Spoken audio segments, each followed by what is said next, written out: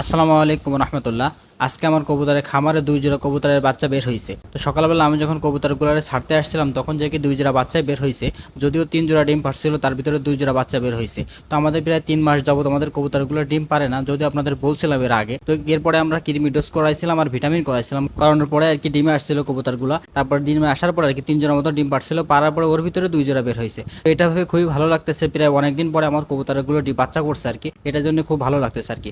আর বিশেষ করে কবুতর কিন্তু আমি আজ থেকে বসি না, কবুতর পোষা কিন্তু একটা মনের দিক থেকে খুব একটা ভালো লাগার জায়গা। আপনি মনে করেন যে আমি কবুতরগুলোর থেকে বেনিফিট করি কিন্তু লাভ করি, সেরকমটা কিন্তু কোনোভাবেই না। আমি আজ পর্যন্ত কিন্তু কবুতর থেকে তেমন কোনো বেনিফিট করতে পারিনি, আর এটা নিয়ে আমার কোনো আকাঙ্ক্ষাও নেই, কারণ এটা আমি মনের দিক থেকে পুষি, অনেক ছোটবেলা থেকে এগুলো পুষি আর কি। আমার অন্যান্য যে খামারগুলো আছে তার থেকে সর্বপ্রথম কিন্তু আমি কবুতরের খামারটা করছিলাম। তো যদিও আমি প্রথমে এত পরিসরে করিনি, কিন্তু পরবর্তীতে আর কি আমি এরকমটা করে নিচ্ছি আর কি। যাই হোক, এটা আমার খুবই ভালো লাগে, যার কারণে এটা আমি করি আর কি। তো যাই হোক, আলহামদুলিল্লাহ আমার কবুতরগুলো এখন বর্তমান সুস্থ আছে এবং ভালো আছে।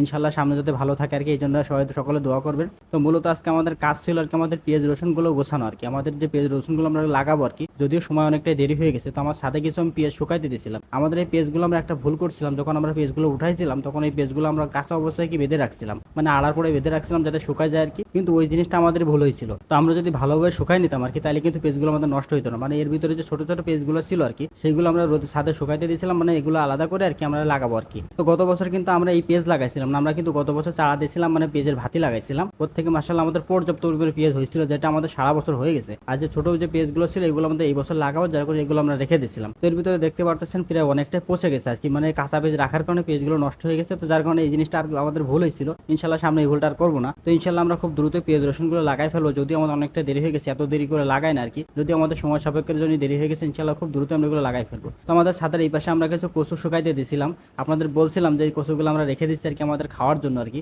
যদি আমাদের লাগানো বাণিজ্যিকভাবে লাগানো তেমন কোনো চিন্তা ভাবনা নেই, এগুলো আমরা লাগাবো হয়তো আমাদের পারিবারিক চাহিদা মেটানোর জন্য, মানে অল্প পরিসরে লাগাবো আর কি, যতটুকু আমাদের নিজেদের প্রয়োজন আর কি। কারণ গত বছর যে পরিমাণে লস খাইছে আর কি, মানে সেটা আসলে বলার বাইরে, সেটা বলবো না। মানে যদি বলেন 1 টাকা, তাও আমরা বিক্রি করতে পারি। তো যাই হোক, সবকিছুর জন্য আলহামদুলিল্লাহ। আপনি যতটুকু আপনার নির্ধারিত থাকবে, আপনার রিজিকে যতটুকু নির্ধারিত থাকবে, তার ব্যতিরিক্ত 1 চিমটি পরিমাণও আপনি বেশি পাবেন না, কিংবা 1 চিমটি পরিমাণ আপনি কম পাবেন। আপনার ভাগ্যে যতটুকু আছে ইনশাল্লাহ ততটুকুই পাবেন। তো এই নিয়ে মন খারাপ করার কোনো দরকার নেই। তো সকলে আমার জন্য দোয়া করবেন, আল্লাহ তাআলা যেন আমার খামারে বারাকা দান করে, আমার ফসলে বারাকা দান করে। আজ এই পর্যন্ত, সকলে ভালো থাকবেন, সুস্থ থাকবেন। আসসালামু আলাইকুম।